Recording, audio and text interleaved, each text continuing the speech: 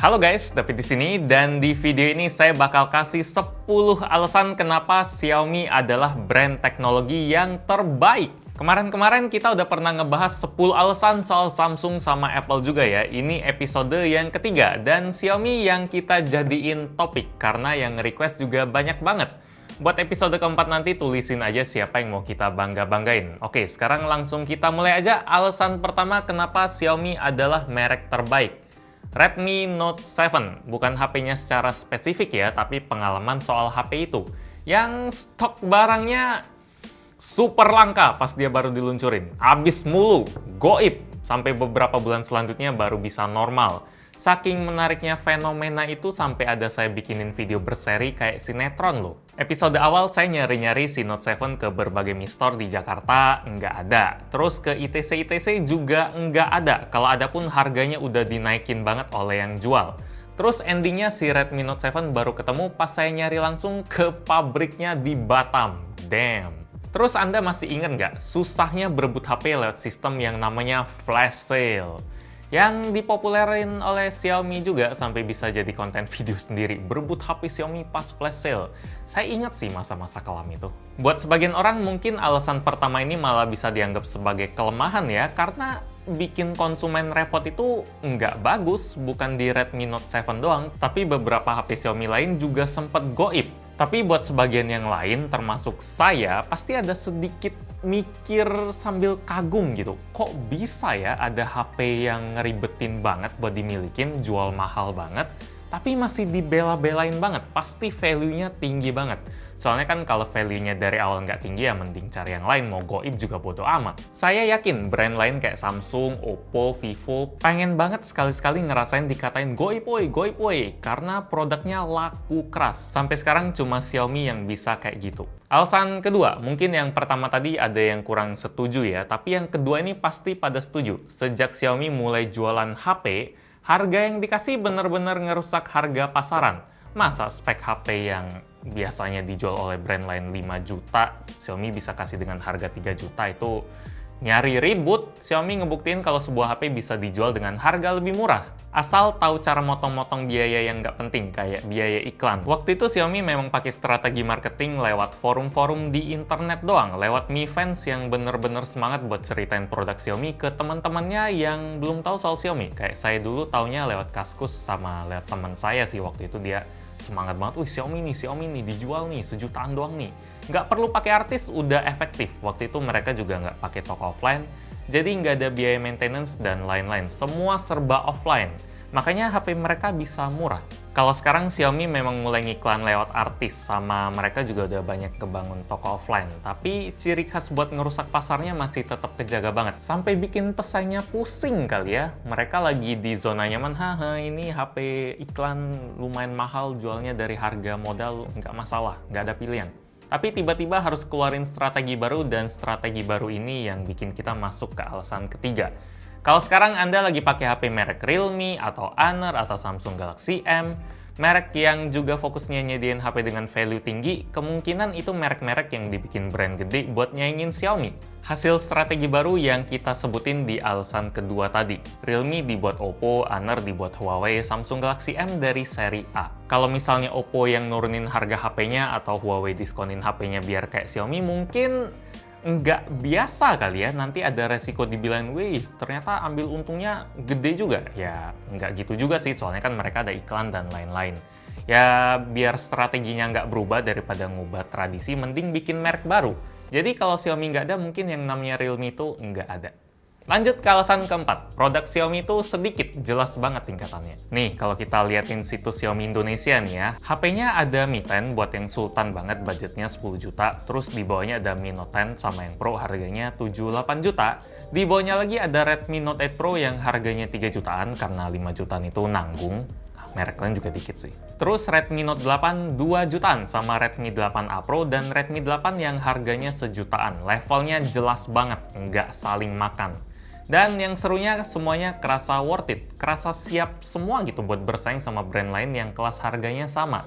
bukan cuma yang penting ada doang lah di pasar, nggak kayak gitu. Dan kalau dilihat-lihat, di bagian TV-nya Xiaomi juga enak pilihannya. Jelas ada yang 32, 43, sama 55 inci.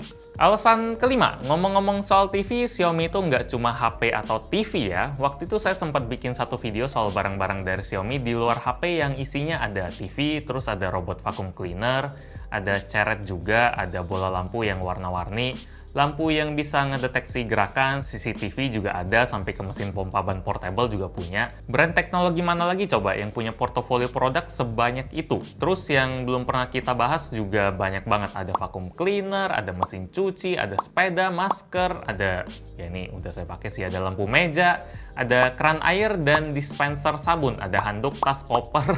Itu belum setengah yang saya sebutin. Mungkin Mi Store itu harus diganti namanya jadi Toko Palu Gada.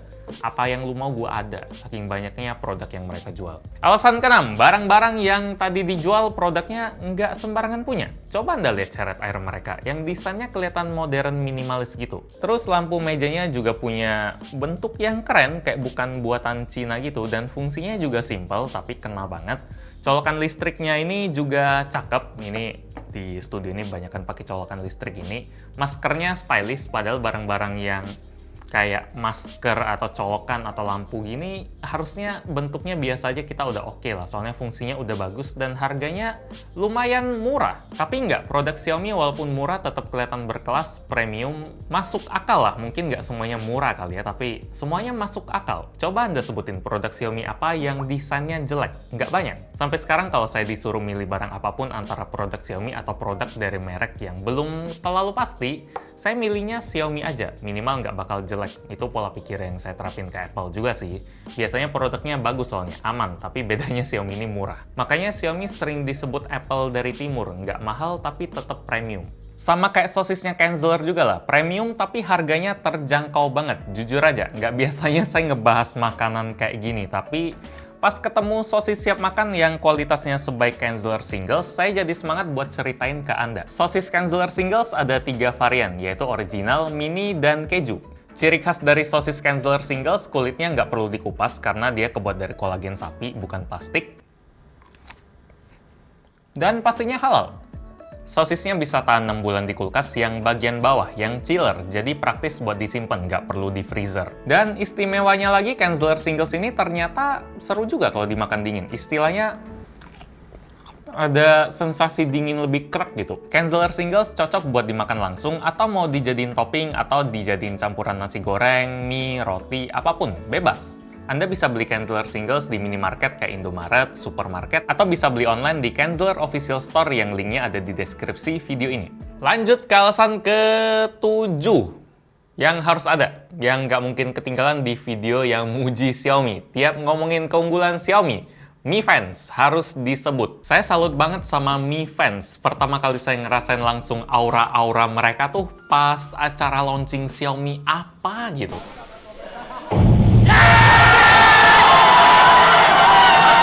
Mereka bawa bendera-bendera komunitas dari daerah masing-masing, terus bawa gendang juga, trompet yang berisik banget ala penonton sepak bola. Kekeluargaannya dapet banget dan bisa dibilang ngasih suasana yang beda banget dari launching merek HP lain. Belakangan ini sih brand lain udah mulai ngundang-ngundang komunitasnya juga ya pas acara launching. Mungkin belajar dari cara Xiaomi kali, yang buktiin kalau komunitas itu penting. Tapi sampai sekarang rasanya belum ada yang bisa ngalahin Mi Fans soal solidaritasnya. Suasananya pecah sama komen-komen pedesnya di video brand lain juga. Ya pecah sih. Peace. Alasan ke-8, sisa yang 3 ini mungkin agak kerasa maksa ya biar genap 10, tapi lumayan masuk akal kalau dipikir-pikir. Xiaomi itu brand yang HP-nya paling banyak dimasukin secara ilegal kalau saya perhatiin.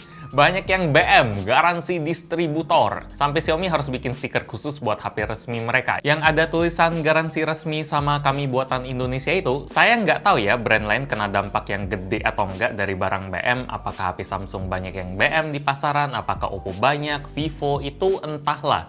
Yang pasti Xiaomi banyak. Dan kalau mau dipikir lebih jauh lagi, nebak-nebak gitu, kemungkinan masalah barang BM Xiaomi ini yang jadi faktor yang bikin pemerintah gerah. Banyak pajak yang lolos soalnya. Terus akhirnya ngebikin aturan blokir IMEI di HP BM. Jadi kayaknya nggak salah kalau Xiaomi itu disebut brand yang bisa bikin aturan baru. Kuat banget nggak tuh bikin aturan baru? Alasan ke-9, kenapa Xiaomi adalah merek terbaik? Karena HP pertama yang dibahas di channel ini tuh ya merek Xiaomi, Xiaomi Mi 3. Flagshipnya Xiaomi yang waktu itu worth it banget. Lumayan banget buat saya jadiin bahan buat video pertama. Karena orang pasti penasaran kan sama tuh HP. Apalagi merek Xiaomi juga lagi hot. Merek baru yang bikin orang penasaran. Kalau nggak ada Xiaomi, mungkin dulu channel ini bikin video, cuma nggak tahu mau ngebahas HP apaan. Mungkin ketunda jauh gitu. Belum ada HP bagus nih, nantilah. Dan akhirnya nggak bisa sekenceng kayak sekarang naiknya.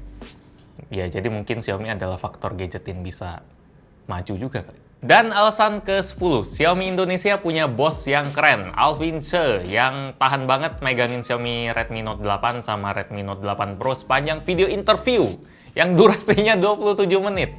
Kalau itu bukan tanda-tanda bos yang pede sama produk yang dia jual, saya nggak tahu apa lagi. Bercanda, Alvin memang keren, tapi Xiaomi kan bukan cuma dia. Bukan cuma Alvin yang udah 10 tahun bikin dunia smartphone jadi seru. Tapi semuanya, termasuk admin sosmed mereka yang dulu sempat perang sama adminnya Asus. Seru dulu. Sekarang mereka sama Realme. Jadi kita enjoy aja lah dramanya. Enjoy aja semua produk yang udah dibawa selama ini. Kayak Mi Mix, terus Pocophone, Redmi Note 5, Redmi One S, Redmi 4X yang sampai sekarang banyak banget masih di komen. Termasuk lu masih pakai kan, Bang? Masih punya kan? Redmi 4X. Jadi saya salut selama 10 tahun Xiaomi bisa konsisten ngejaga yang keren-keren dari mereka, dan itu susah banget loh, soalnya godaannya pasti banyak banget kan. Naikin harga lah, iklan banyak lah. Ya susah sih. Demikian 10 alasan gadgetin kenapa Xiaomi itu brand teknologi yang terbaik. Apakah Samsung atau Apple lebih baik? Silahkan nonton video itu aja. Ya, episode keempat bakal ngomongin siapa? Komen di bawah aja. Like kalau Anda suka dengan video ini, dislike kalau nggak suka, dan kita ketemu lagi di video selanjutnya. Yo. Kayak fanboy banget ya. Tapi Samsung kemarin juga Samsung fanboy. Apalagi Apple. Semut. Nah. Oh. Oke. Iya ya. Itu mau jatah Supreme juga.